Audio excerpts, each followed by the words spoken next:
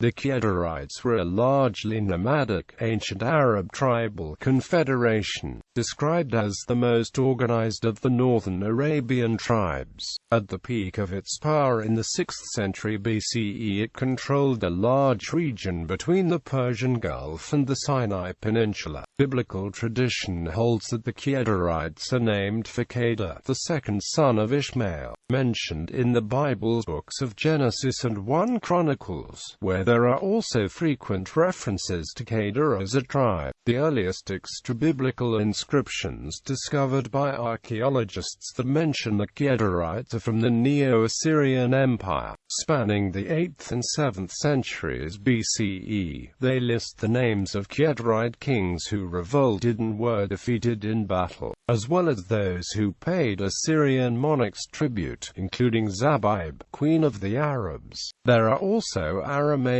and Old South Arabian inscriptions recalling the Qedarites, who further appear briefly in the writings of classical Greek, such as Herodotus, and Roman historians, such as Pliny the Elder and Diodorus. It is unclear when the Qedarites ceased to exist as a separately defined confederation of people, allies with the Nabataeans. It is likely that they were absorbed into the Nabataean state around the 2nd century CE. In Islam, Ishmael is considered to be the ancestral forefather of the Arab people, and in traditional Islamic historiography, Muslim historians have assigned great importance in their accounts to his first 2 sons, with the genealogy of Muhammad, a messenger of God in Islam, alternately assigned to one of the other son, depending on the scholar. Etymology. It has been suggested that the name of the Qedarites is derived from the name for Ishmael's second son Qedar. Though the tribal name is Arabic, it was first transcribed in Assyrian and Aramaic, as the Arabic alphabet had not yet been developed. In the Maresha Onomasticon, the Qedarites are listed as an ethnic group whose name in Aramaic transliteration is Qdryn. The Arabic triliteral root Qdr means to measure, compute, estimate, to decree, appoint, ordain, and to have power or ability. Qidr, a noun derived from the same root, means cauldron, kettle, and also gives the verbal derivation to cook.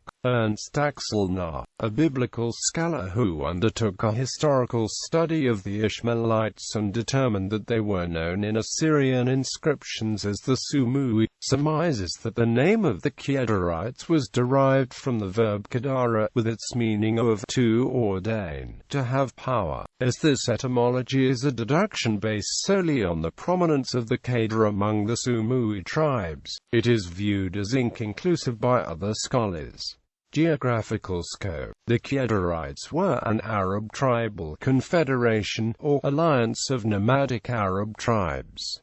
According to Philip J. King, theologian and historian, they lived in the northwest Arabian desert and were an influential force from the 8th to 4th centuries BCE. Geoffrey Bromiley, historical theologist and translator, transcribes the name as Qedar and states they lived in an area southeast of Damascus and east of the Transjordan. 8th century BCE Assyrian inscriptions placed the Qedarites as living in the area to the east of the western border of Babylon, moving further east into areas of the Transjordan and southern Syria in the 7th century BCE. By the 5th century BCE they had spread into the Sinai and as far as the Nile Delta. Qedarite domination of northwest Arabia involved alliances between the kings of Qedar and the kings of Dedan. Historian Israel Afal writes that the breadth of Qedarite distribution suggests a federation of tribes with various subdivisions. Oases in the largely desert region lived in by the Qedarites, such as Dedan, Tamar, and Duma, played an important role as sites of settlement. trade, and watering places. Duma, a remote desert city to the west, known later as Dumat al-Jandal and today as Al-Jawf, was the most important of these, sitting as it did between the empires of Babylonia and Assyria, serving as the base for Qedarite religious ceremonies. Duma's strategic position on the north-south trade route in the area meant that relations with its inhabitants were sought after by both empires, though Duma and the Qedarites were closer in both geographical and political terms to Babylonia. Those coming from the south and wishing to access Mesopotamia were obliged to pass through Duma, which also lay on an alternate route to the northwest, leading to the city of Damascus, and from there on to Assyria and Anatolia. During the period of Persian imperial rule in the region, the Qedarites exercised control over the desert areas bordering Egypt and Israel and the traffic related to Arabian incense trade upon which Gaza depended. Herodotus writes of the presence in the northern Sinai near the Egyptian border where they may have been engaged by the Achaemenids, the Persian imperial authorities, to keep the border secure as well as the control of the city of Gaza. Culture and society. Biblical and extrabiblical evidence suggests that of the Arabian tribes, the Qedarites were most prominent in the contacts with the world outside of Arabia. Like other nomadic groups, they lived primarily in unfortified encampments. Pastoralists and traders in livestock, such as male lambs, rams and goats, they also played a key role in the prosperity of Gaza's incense trade, controlling traffic in the desert regions between Egypt and Palestine. As a result of the trading activities, there were clans from among the Qedarites that became wealthy, though they were vassals under Assyrian rule and were often engaged in rebellion against that empire. The rise to dominance of the Persian Empire proved beneficial to the Qedarites. Qedarite control of the trade routes and the access they afforded the Persians translated into what Herodotus described as a friendly relationship. Language. The Qedarites are among a number of North Arabian tribes whose interactions with Aramaean tribes beginning in the 8th century BCE resulted in cultural exchanges between these two large Semitic groups. Early Arab tribal groups like the Qedarites spoke early Arab dialects, but as the Arabic alphabet had not yet been developed, they used the Aramaic alphabet to write.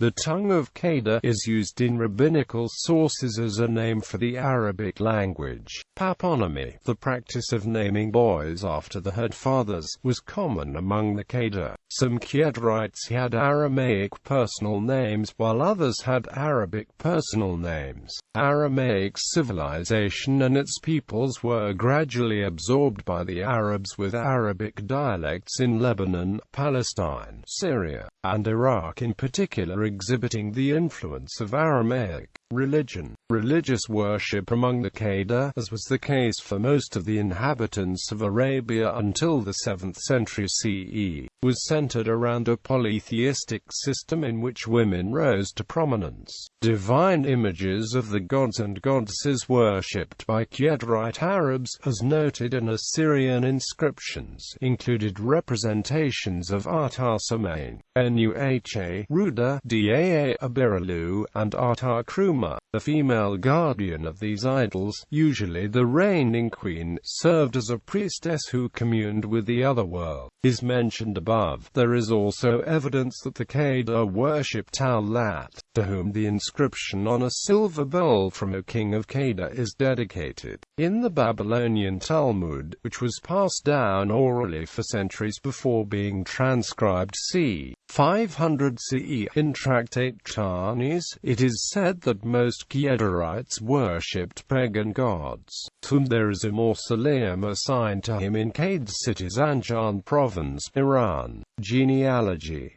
The biblical view of the late Iron Age political and cultural map describes it as a set of branching genealogies. Biblical figures 3 generations forward from Terah are invariably described as the eponymous founders of different tribes and polities that interacted with the kingdom of Judah between the 8th and 6th centuries BCE. Such is the case of the Qedarite Arabs, who according to biblical tradition are the offspring of the Abraham-Ishmael Qedar genealogical line. The majority of Sayyid believe they are one of the modern-day descendants of Muhammad, and that they are therefore the descendants of Ishmael and his second son Qedar. Abu Ja'far al-Baqir wrote that his father Ali ibn Hussein informed him that Muhammad had said, "The first whose tongue spoke in clear Arabic was Ishmael." When he was 14 years old, Hisham ibn Muhammad al-Kalbi established a genealogical link between Ishmael and Muhammad using writings that drew on biblical and Palmyran sources, and the ancient oral traditions of the Arabs.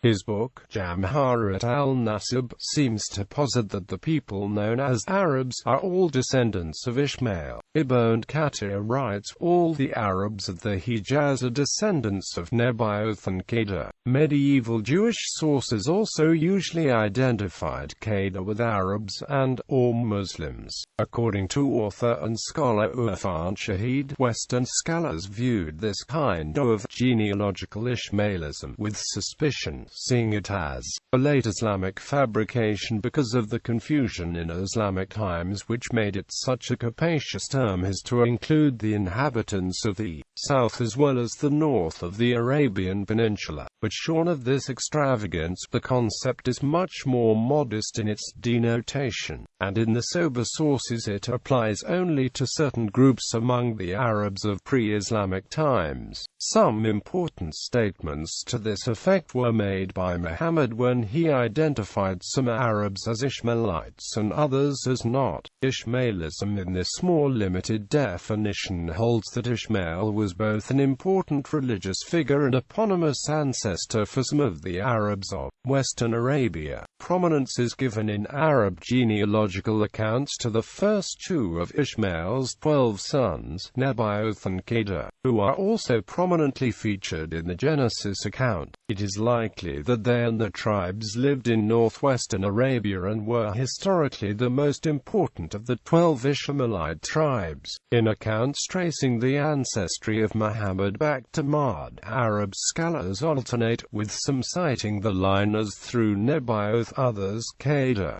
Bibliography.